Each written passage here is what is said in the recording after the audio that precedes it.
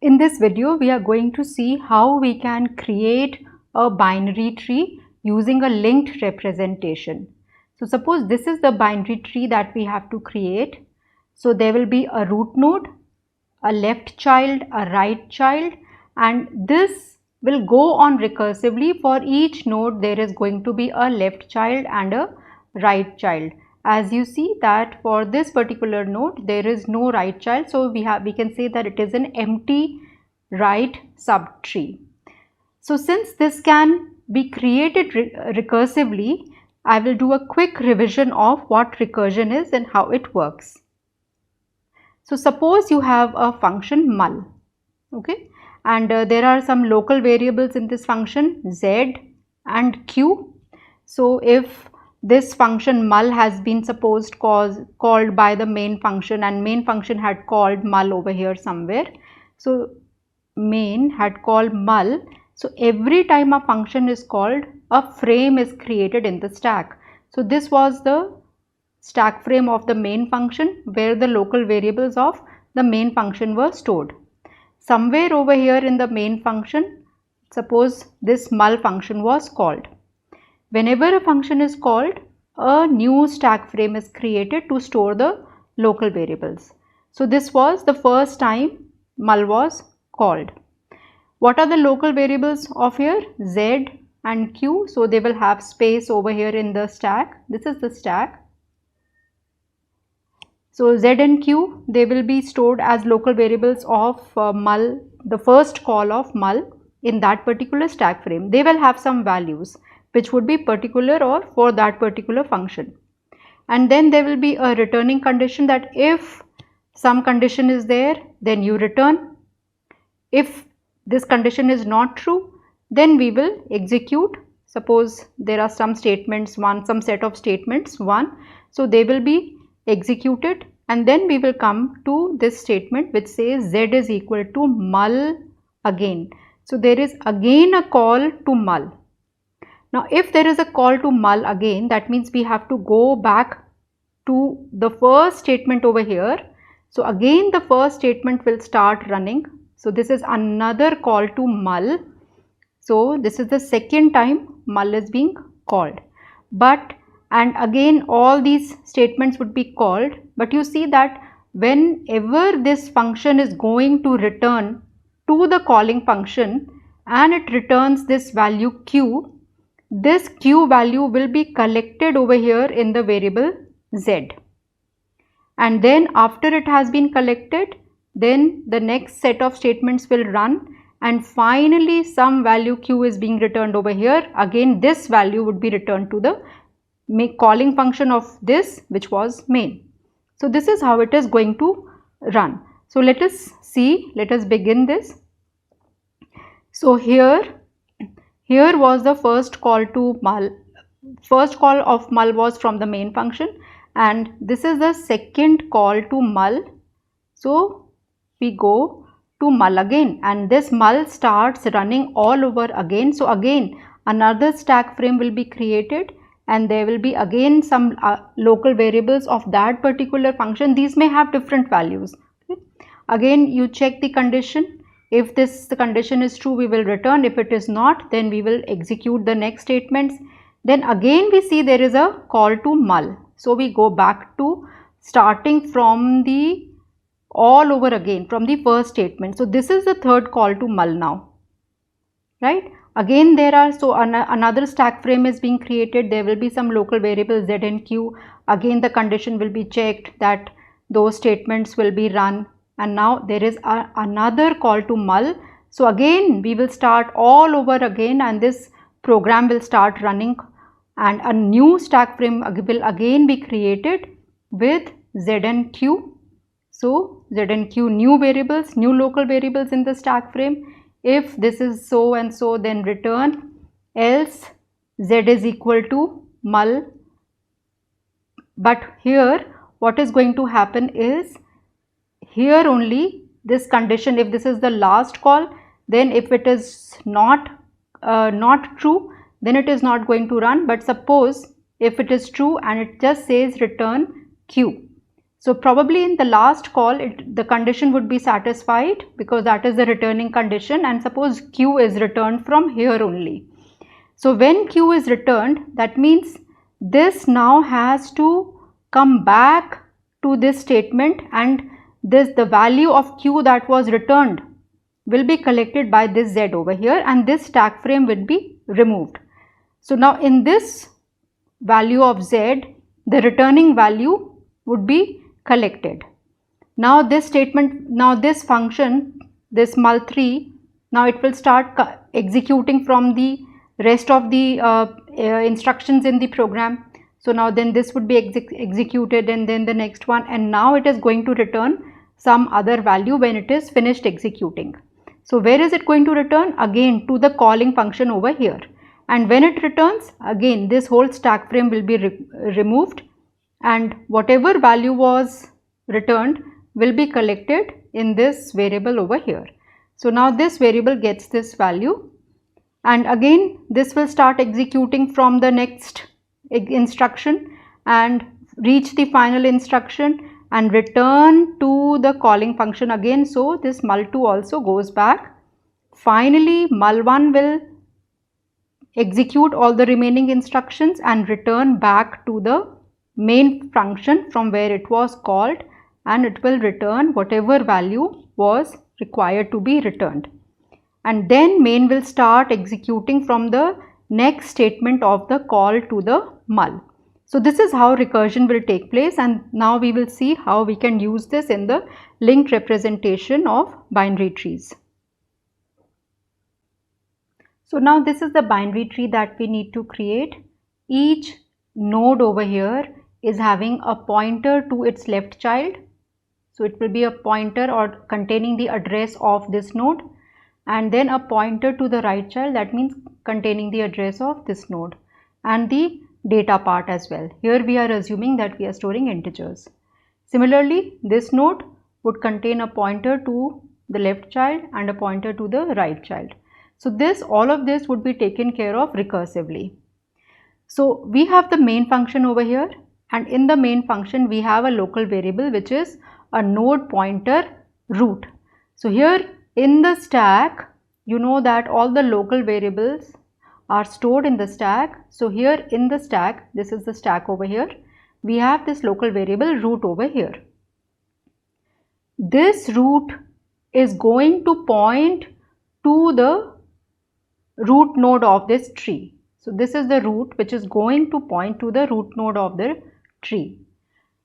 Now the node is, as of now, it is not existing. So we need to create that node, right? So we say create, we call a function create, and when this function is going to create that node, it is going to return a pointer to that node, and which we are going to collect in this root variable. So this root variable now has called this function create. So wherever it has called, I have put a question mark over there, because whenever the called function will return, it will return a value to this place. So here is the function create, and since this is going to return a node pointer, we have put a node pointer over here. I have done a type def, so I don't need to write struct node pointer every time. So we have a node pointer, and this is the function create. We don't have any input parameters passed over here. So now this create is being called for the first time, and now it is going to create the root node. Here if you see, this is the root node n1. That means this create has been called for creating node n1. So we will start from the first statement over here. What is the first statement? It is some declaration of the local variables. So we have a local variable p, and then we have a local variable x. So whatever are the local variables, they will find space in the new stack frame. So this is the stack frame for the first call of this function create. What is the third statement? Enter data and enter -1 for no node. So suppose if we don't want to create any new node, we will enter -1, otherwise we are going to enter the data. So what is the data that we want to put in the root node? We want to put in an element x, integer x. So integer x was entered by the user, and it is going to be scanned and collected in the address. So we have 4 collected over here. Now we know that if there is recursion, it should have a returning value, a returning condition as well. So if we enter, if the user enters -1, that means no new node has to be created. So we'll check that if x is equal to -1, we are going to return a null value. Okay. The next thing that needs to be done is now a node needs to be created, and we have seen earlier in videos of how linked lists are created, that it is created using dynamic memory allocation. Each node is created and that space comes out of the heap. So if this, suppose if this is representing the heap, so some space for the node would be created in the heap, and suppose this was created at address 300. Now we know that there are 4 bytes going to be there for the left pointer, 4 bytes for this integer data, and 4 bytes for this right pointer. So 12 bytes of data would be reserved, 12 bytes would be reserved in the heap, and starting from 300. This 300, if you see, is being collected. So wherever that node is being created, it is being collected in this value p. So in p, we will have this 300 collected over here. In p arrow data, we are going to put in x. So this is the data part over here. So if suppose we say that this is the left, this is the data, and this is the right pointer over here. So in data part, we have to put x. So p arrow data, it gives x, the value of x is 4. So we put in 4 over here. Now comes p arrow left. This is the part which is referring to the p arrow left. And what is it doing? It is pointing to the, it has to point to the left child of this root node, this node n1. It has to point to the left child of node n1. So we have p arrow left, and p arrow left should get some value which should be the address of this left child n2. But right now this n2 is not existing. So we don't know what is the address of this node n2. So to create this node, again we are going to call create. So as soon as we call create, that means we are again calling a function, and whatever value that function will return, so whenever this create will return, whatever value will return, it will come in p arrow left. And then once the function returns, it will start from the next statement, which is p arrow right. So now p arrow left has said create. It has called the function again. If there is a function call, that means a new stack frame will be created now. And now this new stack frame is being created for this node n2. Create has been called for this left child of n1, and that is n2. So again, if create is called, again we will start executing all the instructions one by one. So again there will be some local variables p, and there will be a local variable x. Again the user will be asked to enter data, and suppose now since we want to put in 3 over here, suppose the user has entered 3. Since this is not equal to -1, we will not go into this, and p, there will be some new node that will be created in the heap. So suppose this new node is being created over here, and this was created at address 200. So if this was created at address 200, that value be collected in the p of that, in that scope of that function. So p has been created. In the data part, we are going to put the value of x. So we put in 3 over here, and now we come to the next statement, which is p arrow left, and now we have to put the value of the left child of node n2. So we don't have this value of the address of this node n4. n4 is the left child of n2. We don't have that value again.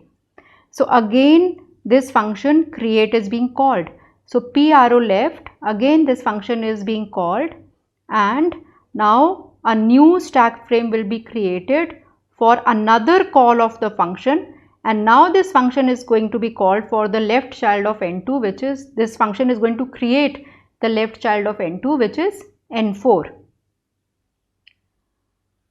Now n4, for n4 again the function will start right from the very first statement. So we will have the local variable p, we will have the local variable x, the user will be asked to enter data. So the user is going to enter 2, and there would be this checking of the statement of the condition, and then since the x is not -1, so some memory allocation for the new node will be done, and suppose that new node is created at address 500, right? So if address is created, this new node is created at address 500, that value 500 would be collected in this node pointer p. So p is having this value 500 over here, and then in p arrow data x would be put. So what is the local value of x? It is 2. So 500, this node would have a data 2, an integer 2 over here. Now again it says p arrow left. So now we need the left child or the left pointer of node n4, and we don't have that information as well, that as yet, that which is the, what is the address of the left child of node n4. So again it is going to call create, right? So now we are going to have left child of n4. So again a new stack frame would be created for that, because we have another call for create. So let's see what will happen now.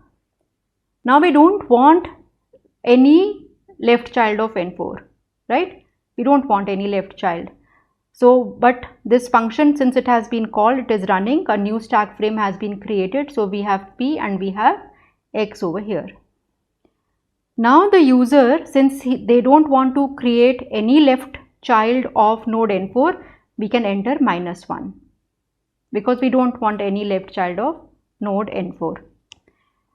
Now when we will come to this statement, if x is equal to -1, this function is now going to return null and stop over here. Okay, so this function will stop. That means this stack frame will be removed and a null value is going to be returned to the calling function. The calling function was the function which was running the function for node n4. So it was called by when it was running the statement p arrow left. So p arrow left, the return value would be returned to this particular variable over here, because it had called create. So this value, this null that was returned by create, has come to p arrow left. Now it will go to the next statement, which is p arrow right. So this stack frame has been removed. So let's remove this stack frame over here. And now p arrow right has been called by node n, this function of node n4. So it says create again. So now we are creating the right child of node n4. So let's see, right child of n4. Again this function will start running again. We will have a local variable p and a local variable x. Since I don't want any right child of node n4 also, again we are going to put -1. So if it is -1, it will return null again, and where will it return? Again to the calling function, and here at p arrow right. So null would be returned over here. So in n4, child also null, right child has also got a null, which shows that this node n4 does not have any children. And since this has returned, so the stack frame would again be removed. Also, now p arrow right is also complete. So what is the next statement of node n4? Return p. So that means n4 is finishing its execution now, and it has to return p, the value of p, to its calling function. Its calling function was this one, the function which was being run for node n2. So it will return a value p. What is the value for this? 500. So 500 is going to be returned over here to p arrow left of the function that was running n2. So now we are back in the scope of N2 and we are here, and 500 has been returned by the function which was called. So now it will go to the next statement, and since this has returned, so that stack frame will also be removed. Now p arrow right of this function that was running for node N2, it will call create again. So now let's see what happens when this calls create. These had returned, so these stack frames are no longer there, and now again a create has been called for the right child of node N2. So it has been called for right child of node N2, and let us see what is going to happen.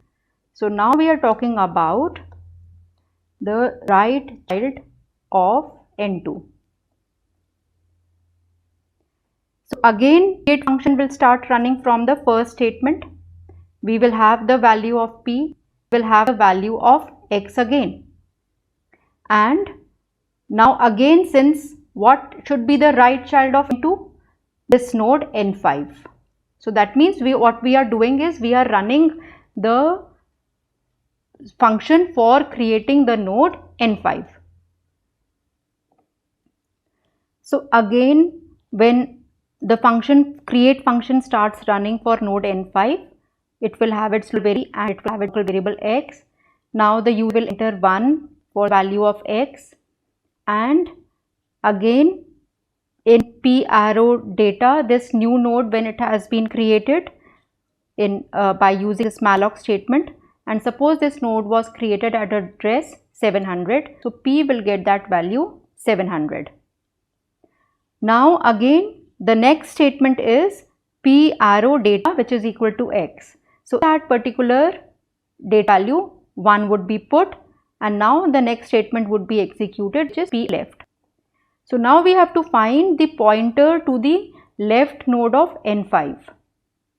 So we have to find left child of N5, and so again a stack frame will be created, but now since we do not want any left child of N5, the user is going to enter -1. When the user enters -1, this is going to be returned and a null value be returned to p arrow left of N5. So p arrow left of N5 will get a null value, this stack frame will be removed, and now p arrow right statement, so this statement will now run. P arrow right will run, again a new stack will be created, the user will again enter -1, and that will again return a null value to p arrow right. What will be the next statement of node N5? Return p. So p is 700 over here, so this it is going to return to node N2 over here in p arrow right. So this is going to return 700 over here. So p arrow right, that means N2 over here, this will get the address of the right node, which is 700.